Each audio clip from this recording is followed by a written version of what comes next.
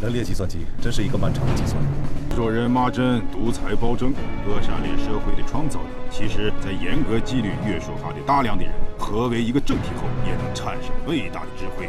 这些普通卑贱的人，都是一个个的零，只有在最前面加上你这样一个一，他们的整体才有意义。This is a quote that is captured from the recently completed Chinese TV series The Three Bodies Problem. And I think it best represents the philosophy of Liu Cixin, the author of this Chinese science fiction. As the first imagery proposed in the novel, the human formation computer reveals the author's demented belief in a kind of imperial institution and technological mythology. As a representative of contemporary Chinese science fiction, the Three Bodies Problem has long been transformed into a supercultural symbol, and even the epitome of a determinative belief in Chinese culture in this new century. However, its essence is not the so-called hard science fiction, but its nationalistic narrative logic with China as the center of the world, which happens to be in line with contemporary Chinese governance and diplomatic strategies such as the rise of great nation, the Great Rejuvenation, and the human community with a shared future.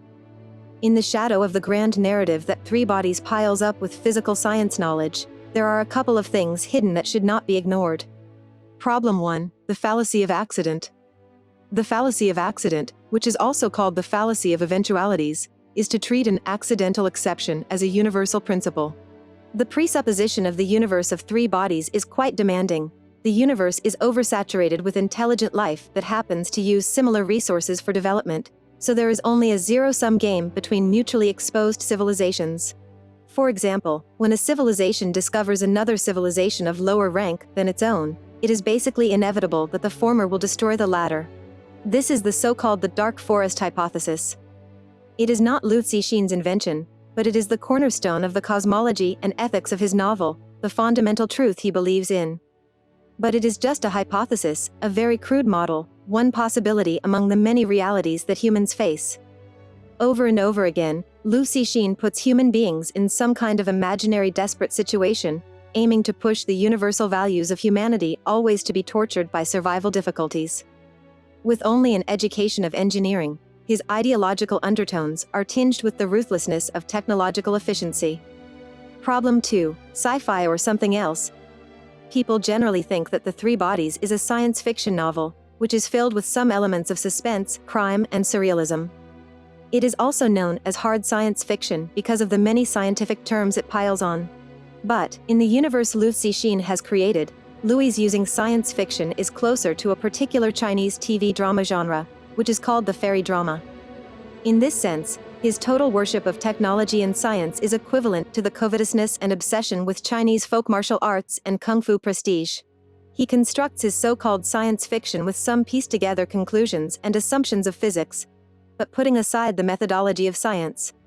Have two examples which quickly come to mind.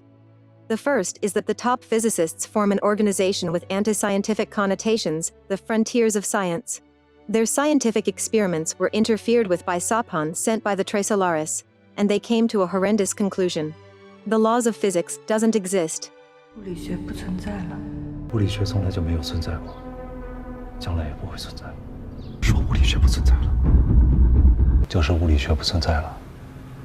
物理学没有不存在，只是我们认为的物理学可能不存在。 Then they choose mass suicide. What a naive and romantic conjecture, and what an ignorant blasphemy against the spirit of science. Countless times in history, mankind has faced the collapse of faith. Since the modern era, scientists have played the role of broadening human cognition, exploring the unknown and seeking the truth as key work. It is appalling to see the top scientists committing suicide just because the experimental data does not support one single theory. Another example is one of the two famous fables in Three Bodies.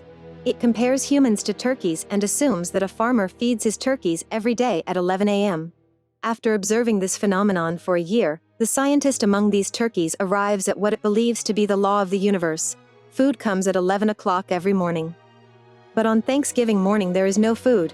Instead, the farmer breaks in and kills them all. In fact, this fable was copied from the philosopher Russell.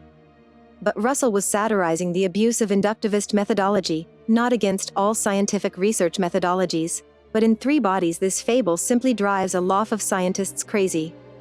Again, this conjecture is very naive. The film constantly blurts out words to scare us, blindly pursues subversion and transcendence, derives pleasure from self-destructive eschatology, enjoys the false urgency of intracranial orgasm, and switches back and forth between two kinds of satisfaction, sadomasochism and masochism. Liu Cixin treats the world as a mathematical problem to be solved in a very narrow way, and all the theorems he uses are invented by himself beforehand. He makes us unconsciously accept his own unquestionable beliefs that human free will is worthless, ethics and morality are useless, the universe is a dark forest in which only winner can live, and finally the level of technology is the only value of a civilization. Problem 3. Game thinking. What is the most appropriate position for the series 3 Bodies? In my opinion, it should be considered as a script for a video game. I don't think Liu Cixin himself would deny that the game mindset is present throughout his works. The most direct evidence of this hypothesis is that the 3 Bodies game plays a large part in the plot. It is a worldwide game which only top scientists are invited to play, and its purpose is to recruit people for the ETO, Earth Trisolaris organization, and only those who can crack the secrets of the 3 bodies in the game are the ones they need. To create a hero, it vilifies many Western Titanic physicists in history, geniuses who have made great contributions to the ladder of human civilization, just in order to highlight the greatness of a fictional Chinese man, Wang Miao. I think there is no need to explain why he makes this happen here.